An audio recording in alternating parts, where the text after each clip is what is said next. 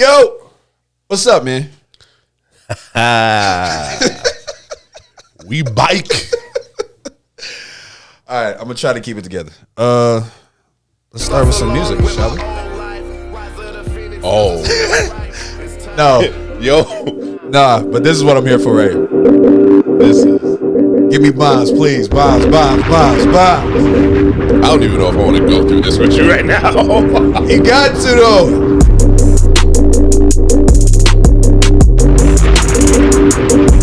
Hey. And I ain't gonna play the whole 20. Shout out Chris Lee, damn it, Donnie, y'all did the thing. Of course. Born again, Cerebral here, I'm born again. I'll fade you out, man. I know how you feel. I'll fade you out. What's the word? Welcome to another episode of the Gentlemen's Club podcast. I am your boy Cardell, a.k.a. Pedialyte Poppy, suffering heavily. Over there in the back. I am having a flashback. It's your boy Zach, a.k.a. Podcast Poppy, here again for another episode of the Gentlemen's Club podcast, episode 73. Okay. Man, we getting up there in numbers though. I'm not mad at that. We are getting up there in numbers. You know the average number of episodes a podcast does before it ends? Do you know the number? It's right around here, is it not? No. What is it? 7. Really? We are well past that threshold, sir. Okay. No, I'll take that. I'm not mad at that at all. So episode 73 of the Gentlemen's Club podcast. Okay. Thank you again for all your support. Please like, subscribe, hit the notification bell for notifications when we upload new videos, which, for those that do not know, is every Tuesday and Friday. For sure. Usually on schedule, on time. Usually. As usual, how are you, man? I'm actually in a good mood. It's funny that you played that because I was riding in a car last night. Okay. I was in the back seat and somebody decided to just go on a album playlist. I was like, yo. Okay. I forgot I did this. Yeah, now you bring me to one of my favorite places to be. How does that make you feel when that shit happened, man? You know what, man? I forgot some of the joints I ever made. And that's being genuine. Thank you to everybody that I've ever worked with as far as music is concerned. Don't think that I take it lightly. I absolutely do take it seriously. You know why people might think that you... I know exactly why people think so. But also at the same time, I have not taken the time to explain to people why I don't do music anymore. Okay. Because I don't really care to. Right. Unless we're having a one-on-one conversation and the topic comes up, I'll gladly explain it. But I'm not going to get on I'm not going to get on this platform and be like, yeah, this is why I'm not doing music. I get that, but I'm more so speaking from a personal side. You never get into the whole music thing at all. And at one point, that was when we started bonding like a motherfucker. Eat, sleep, breathe. Yeah. Yeah. That was a really good time. So, but how did that make you feel? It made me feel good. It made me feel good because it was like, damn, you really got this shit in your Serato. Yeah. You really got this shit in your Serato. That's crazy. You ever feel good about it? Some songs. Some? Yeah. There are some songs where it's like, yeah, take that one back. Yeah. But there are some songs like, damn, I did this. Yeah. And I think I would always guess that might be the reason why you kind of got your about it, just because I know what that feels like when people play something and you be like, damn, that's not that one. Yeah, not that one. You like that one? Yeah, not that one. Yeah. But I mean, it's important to listen to that, man. What people like is what people like. Exactly. So, okay. Shout out to everybody, man. Cerebral season coming soon. What? Man, that's crazy. I can't lie. I'm mad as when I heard that beat, I was like, this nigga, god damn. That was one day on a completely separate platform. I will talk about the horror story that it was to get that beat. It was a nightmare to get that beat. I look forward to that. I look forward to that. I look forward to that, man. A crime was almost committed to get that beat. Okay. No, I look forward to that. An intentional crime was almost committed to get that beat. I definitely want to hear that at some point. Where we start, man? Where we at? So, we were texting, you and I were texting the other day, right? We were. Having conversations about, we'll just be frank about it. Okay. You and I are two similar of individuals, and we agree too much on this podcast. On every fucking thing. So. Wait, hold on. Before you go forward, I want to say that it is only because I have chosen to step into the light, you could say. Would you stand with me on that? No, I agree with that. There are earlier stages of this podcast. There were some takes where I was like, hey, no, we're not doing that. Yeah, it was a lot of misogyny in that. A lot of men trying to get their shit off. This was when the men and women war was like in full swing. So everybody had their gripes and what they wanted to say about the opposite sex and about things that they do in relationships. The shit that men actually talk about when they get with the homies. We were trying to get a lot of that shit off. And I had a lot of shit. I always had a lot of shit to say. But I do realize how that stuff looks. Some people can take that to mean like that's who you are. And for sure. Yeah, I had many a conversation about that. And I don't want that to be the case. Like at the end of the day, for the people that really know me and really know you, we are genuine gentlemen at the end of the day. But for one night and one night only. Yeah. We are taking it back. That's facts. So I will affectionately call this segment "Singled versus Married," and basically, I can't lie. I rethought this when I was on my way here. I was like, "This is really just going to put a spotlight on why I'm still single." Yes, I'm with it. Let's do it. No, so basically, what it is there is a series of questions. I do not have more than what we talked about before because of the reasons that I told you. Yeah. And I didn't find any more either. So basically, we're going to go through a series of 5 questions, and these are going to be questions that both Ashton and myself are going to answer. Okay. Ashton is obviously going to play the role of a single man, and I'm going to play the role of a married man. I'm going to be my fucking self, and we are going to be as honest as possible in these situations. Let's do it, man. Let's do it. Let's start off with question number 1, Ashton. Okay. How important is it going out with your boys? I'm gonna say it is. If I can put it on a percent scale, sure. 80%. That is hilarious. 80%. Why? Because, all right, here we go. Once you get into a relationship or you're married, we all know that shit actually cuts down to 25%. Am I wrong? 20%. Okay. And I realize, especially if you have children, that's a different kind of thing. But I think I'm more so speaking to staying in contact with your boys. Going out with your boys is just as important to me, but staying in contact with them is an important thing. Yeah. Look, we've lost many of men to happier lives only for them to turn back around and they're fucking miserable. They're in prison. Right. And of course they love their wife, but everybody usually neglects that positive side of spending time with your homeboys even after married life. Sure. So my percentage is high because so many people try to keep it at a 50% and lose themselves. Gotcha. So that's just me though. Okay. So I agree with you with the staying in contact part. Absolutely. Okay. As far as for me, it's a 20%. That's why I said it was hilarious. It's 20%. Here's my reasoning why. Unless there's like literally a important circumstance or situation going on, I don't have to be around my boys all the time. Like, legitimately, like I have a family to be with my family. True. I love my wife. I love my son. Of course. Et cetera, et cetera. I love my boys. Of course. And they know this, but it's like, y'all need to see me all the time. Y'all know I'm breathing. That's true. Like legit. Yeah, no, that's true. If something's happening, then we'll figure it out. It's like, yo, babe, gotta move the schedule. It's a conversation that I had earlier. You know why? Right. So, I'm very much so limited contact, and I'm cool with it. Okay. I never thought I would be. Right. Okay. But I'm legitimately cool with it. All right. I mean, I somewhat agree with you. I'm coming from the extreme side of how many men that we've lost, the conversations that I have with people. It really bothers me because I hear it so often. So in those situations, you're always going to have that feeling, I wish we would spend more time, even if y'all spend every day together. You're always going to feel like, I wish I would spend more time. That's inevitable. And trust me, that's inevitable. Okay.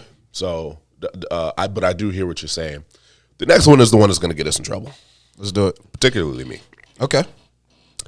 If the girl you are talking to / married to, had to fit that in, is on her period, are you spending time with her? Can I answer this one? Actually, no. Yeah, I'm gonna answer this one. Oh yeah, start off. Nope. Absolutely not. No, I'm leaving. No, babe, go upstairs. And all right, now check Lay this down out. on the couch. Now check this out. Now this is where we're actually going to disagree because I like this part. And it is what. We'll try again in 4 days. But listen. This is the wild part because I hear this often, and obviously that's been in the universe forever. Everybody always says, "Oh, when your girl on a period, nah, bro, it's dead. It's a wrap. It's issues." And this isn't even about an intimacy thing. No, not at all. It's It's about how the woman is in the household. Like, period. Your girl being around your girl when she's on her period can be difficult for a lot of people. It's shit that's gonna be said that I gotta sit with for 4 days. Damn. That's and it's just like, you know what? I can't win no argument right now. right. I think I don't have that same experience. Okay.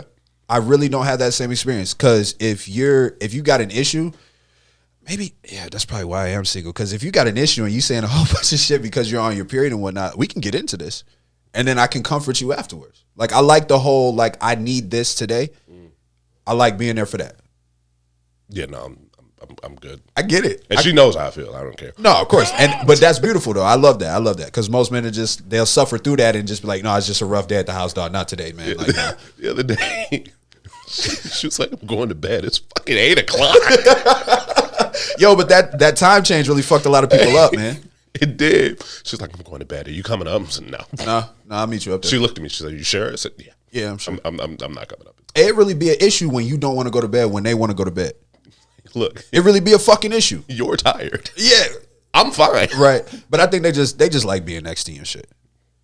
But if you ever dealt with somebody who's like a quiet sleeper, I'm really considerate for people that like to sleep with like their TV off and they need dead silence to go to sleep and shit like that. I'm the complete opposite. Same. I need the TV on. Shit, a low light can be on. Like, I don't give a fuck about that. I'd rather be more comfortable when I'm going to sleep versus I don't need that deep silence. It might be what's going on here, but all right. What's the next question, man? Are friends of the opposite sex really a big deal for either side? They're always a fucking big deal for women.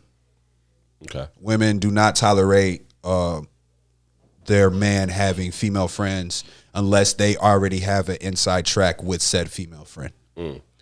At least that's how I feel. Okay. I think guys, for the most part, don't care starting off until we start to see some signs. Tell us your brother, huh? Yeah. I would say it does not matter at all. One of my closest friends is a few of my actually not even one. A few of my closest friends are of the opposite sex. Of course. And my wife has no issue with it whatsoever. We hang out with them. Go to dinner, wine nights, come to the house, kick it. That's beautiful thing. It's gotten to the point, honestly, where my wife communicates with my female friends more than I do. See, that's when I got an issue though. We're not doing that. We're not doing that. I don't give a shit. No, we're not doing that. It's trauma on my side. The only way that I would have an issue with that is if I had slept with any of these female friends, but I didn't do that. I get what you're saying. Then is why are you texting? Okay, no, I get you on that. I don't think I have. To be honest with you, when it comes to me, you're gonna have to respect that. For sure. You're gonna have to respect that. I have female friends that, yes, there might have been something in the past. We're not that now. I realize what a red flag that is and sounds like. God damn it. I know. I fucking know. And that, ladies and gentlemen, I know. is why he is on the single side I of this know. But to be real with you, I am speaking from previous situations that I've had. I don't think I have any female friends in my life now that we're so close that I have to make it clear, hey, this is my female friend. We used to have a thing. It's not like that anymore. Like, I'm not actually having those conversations in real life. But I have. And I'm well aware. It's like those words come out of your mouth. I know, but I made it clear, like, but to be honest, I just made it clear. I didn't love her. For real though. No, for real. Like, I didn't really like love her. Like I didn't like her like you. Man, all right, man. I knew this shit was gonna be a bad idea. As soon soon as you said that shit, I was like, man, this is gonna go bad. But nah, seriously, the whole friendship thing, I think it should, on the healthy side, I think it should definitely be something that you have. And those friends are actually around and they can communicate with your significant other. You guys actually go do shit. Like, it shouldn't only happen when you guys fall out or you need to talk about the marriage or the issue that you're having. You get what I'm saying? You know how some guys go probe their female friends and get an honest perspective on if they're fucking up or not, the same way that some smart women might do? You know where I'm going? I do, and I guess that those situations are really tricky. Like, if that's the only time you run into your female friends, then you really got to check yourself inside. Exactly. Because there may be some other intents there, and you may not even realize it. Exactly. And that's what I mean. Like that, you got to be wary of that. Mm-hmm. So that's interesting. That's very interesting. I'm being psychoanalyzed like a motherfucker right now. Yes. I would say, as far as like the other side, like from my perspective, I don't give a shit. Like, I don't give a shit about her, like her having male friends and all that. Like, yeah, I don't care. But I've always had the perspective of, if you're gonna cheat on me, just leave. True. That's always been my perspective. My issue is, though, I just dislike, don't be telling him shit that you're not telling me. For sure. No, you should not be getting third party information out, and I don't know about it. Right. Anything that you speak of with somebody else should always be run through me. And that's only intensified when you get married. It's like nobody should know anything about you that I don't know. That's my biggest issue. I think I hate that more than anything. Yeah. Because then people are going to offer their opinions, and now they're only hearing one side of it. Yeah, so they're going to start encouraging and supporting whatever it is to get away from that situation without having the context of the whole story. It turns into a messy, poisonous. I hate it with a passion. Mm-hmm. So that's how I feel about it. Okay. Next one. All right. And this one, I'm pretty confident I know where you're going to go with this. Okay. So let's see if I can prove you wrong. Let's go. Okay. Do you think a long distance relationship can work? Get the fuck out of here, man. Oh wow. Yes. Okay. I thought about that shit on the way here. Okay. Get the fuck out of here. We've had conversations. You've been open to it for a long time. I was on the healthy side of myself. I started to entertain the idea. Okay. Sometimes I guess that depends on the person. But if I'm being honest, that shit is not very realistic from my point of view at all. Okay. You want to double down? A little bit. From a male side, women need more attention than most. Am I wrong here? Am I by myself on this fucking island? You are right. Okay, and to be honest with you, speaking for myself, there's only so much that I'm going to be doing until it gets to the point where I'm frustrated that I can't be there with you and can't do it. Yeah, can't do it. And then it's like, okay, what we doing, man? Yeah. It's like, if I have to rearrange my life to get with you and we haven't actually gotten to that point yet, it could start off cool. It could start off as a great friendship and maybe grow into something bigger as you guys continue to grow closer and spend more time. Yeah. But get the fuck out of here. Okay. Is what I'm going to say. You know what? That is a maceration that I'm proud of you for that. So. Oh, shit. I got a round of applause from Zach. This is crazy. You definitely got a round of applause for that. I am shocked by that answer. No, you're absolutely right. I agree with you 100%. Long distance relationships cannot work. This is somebody that's been in multiple. No, you blowing me away because I didn't think you was going to. I thought you had a whole list of how it could. No. I've been in multiple long distance relationships, and let me tell you something. In the first 6 months, it seems like it can work because it's like, yeah, you're going extra hard to make it work. Right. But you're going at like a 300% effort to make it work. That's my thing. Nobody can run at that clip consistently. At all, bro. And the only reason why it works is because, like, you really miss that person because you haven't seen them yet. Yes, you got all this energy. You haven't even spent the time with this person that you want to, man. The way I look at it is a long distance relationship is basically a face-to-face relationship, just in slow motion.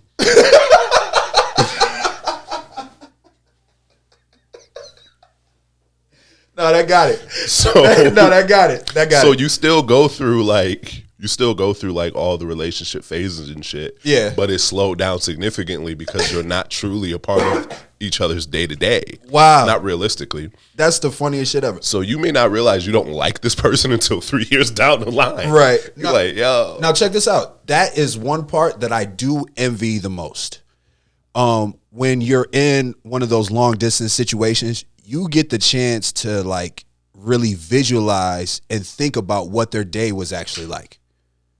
That adds a different layer to like the whole conversation and whatnot. It's like this person is like, I can't see you, but let me try to give this to you the best way that I can. Like people really get on their write a book phase and they really try to get you to envision what their day is like. That's fun for me.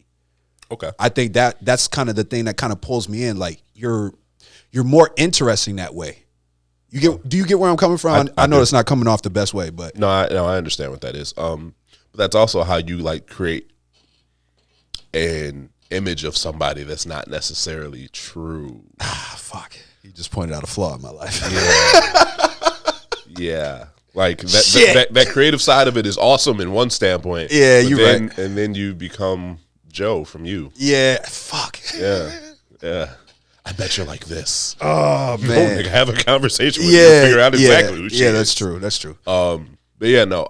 What I've learned is like a long distance relationship is basically it's a regular relationship on slow motion. That shit was really funny to me. I'm not gonna hold you. It takes a lot longer for you to figure out the things that you like and you don't like. Right. Now I guess a long distance relationship can work, but when it doesn't work, you've spent more time in it, and then you realize, oh my God, Bruh.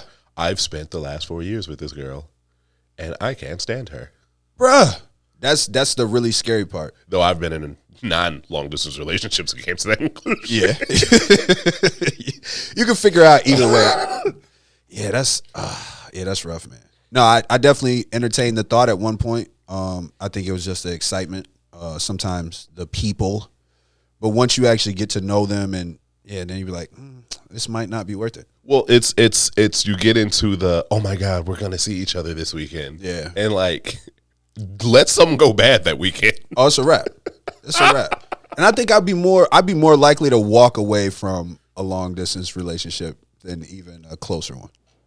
Like I'm out. Like fam, I'm not gonna see you for 3 to 6 months. I'll be all right. I never let it go that long. It was always a maximum of a month. Okay, what's the distance though? What's the distance? What's the max distance that you could do? I have to be able to physically get into a car And drive there? drive to you in a reasonable amount of road tripping time. Under 5 hours? 5 hours is probably the cutoff. I think I'm with you on that. If you live on the opposite coast, it's never gonna fucking work for me. And I still don't think that works. Yeah, I'm with you on that. Yeah, that drive is rough. Like if I have to buy plane tickets to be able to come see you realistically on a regular basis, Never gonna fucking happen. yeah, it's gonna be 3 to 6 months. It's like, But your life was different at that time as well. I was on a plane every 3 weeks. That's kind of why I don't really be hearing you because it's like you. I wasn't on a plane for that though. I was on a plane for like work purposes. I got that, but I'm just saying like when you're on the plane and you're traveling a little bit more, that access is a little bit easier,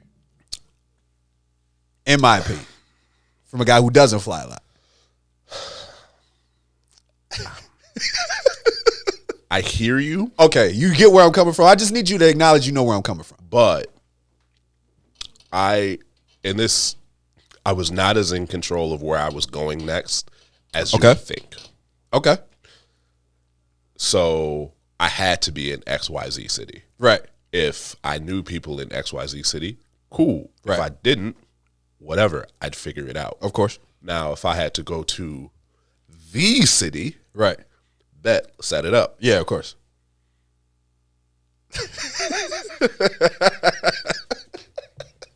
I wish they could see your facial expressions, man. There's some funny shit behind that camera, boy. Use your imagination. I got you. All right, what's next on the list, man? Is there anything else on the list? There's one more on this list. Shit. You might be right on this guess.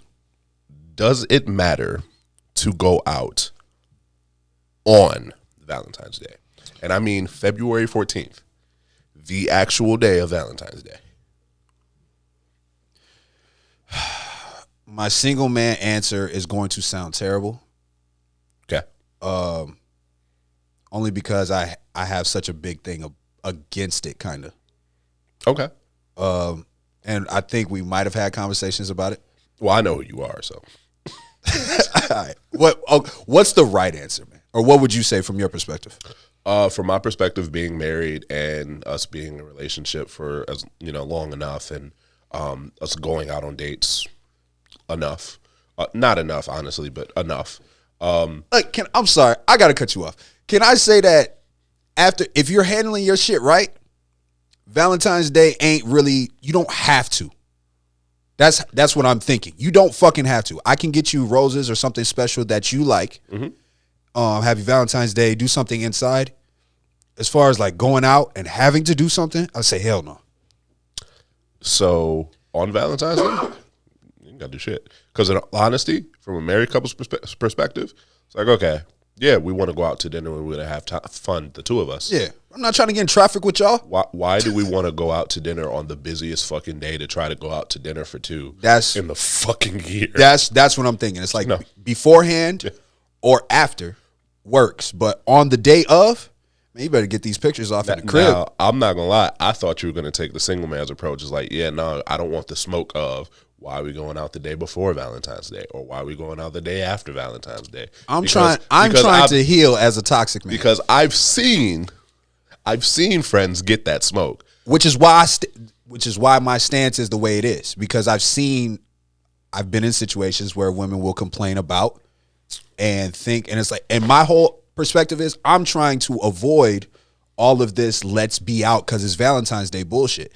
Don't get me wrong. I'm sure it feels great when you're happily in love and you want to go out and you can see other people happily in love. I think I've told you that. Seeing you want to know when it feels great? When you were able to make reservations. Exactly. But then a man in that game would say, well, if you're on top of your shit, you already got the reservation a month in advance. Not every restaurant takes reservations, my friend. Okay, fair enough. Fair enough. I get it. But then that gives you points, though, if you get the reservation. If you don't, then you lost, nigga. You trash. I walked into restaurants on Valentine's Day with a reservation and seen the couple that didn't have a reservation, and I seen the look on old girl face. Say, yeah. Yo, that's a L. That's a L. That is a L. You better have a backup. Better pull out the blanket, do a picnic, figure something out. Pull out some candles, bro. Make it work. Do something. And I think and the whole doing the whole reservation thing, it's great if it's a nice restaurant and that's the world that you guys live in. It's better if you can come up with something creative on your own. Mm-hmm. And usually you do that early in the relationship and you can only go into that bag so many times. Yeah, the well can be deep, but eventually, the longer the relationship lasts. And I gotta know this. Okay. What do y'all do when you've done everything in the bag as far as gifts and how to continually date the love of your life? It's difficult. It's a forever evolving question. Realistically, you got to figure out who that person is and what it is that they like. Like I can tell you, for example, my wife hates gifts. Okay. So I've had to evolve because I actually I really get into the whole gift giving part of it. Right. It's one of my love languages. Okay. So I had to adjust, and it's like, okay, I've bought my wife gifts that she doesn't know where they are. I know where they are, right? But she doesn't know where they are. And it's like, all right, I'm not buying you shit anymore. And she just kind of was like, oh no, don't be that way. It's like, no, I'm being dead ass serious. So it's figuring out what it is that your partner likes out of what is in your bag of tricks, okay, or as you called it, right. And just focusing on the things that she likes. You don't necessarily have to keep coming up with something creative and new, but focus on the things that really make her happy, or really make an impact, or she really appreciates the most. Okay. Because instead of trying to figure out new and creative ways to spice up your relationship, just do what your partner likes. That makes sense. Just do what your partner likes, and I promise you it'll go way further than, I'm really trying to change the game. Right. The game don't need to be changed. Okay, quick question. Oh, where we at on time? We good? we're good. Okay. On the opposite side, how do you feel like women do when it comes to that? Doing things for their man or doing things that their partner actually likes? Honest question. I like how you snuck this one in.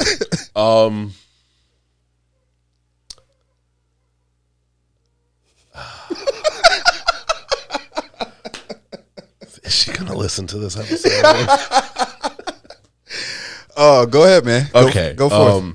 And you don't necessarily have to apply it to your situation. I will say 50% of women.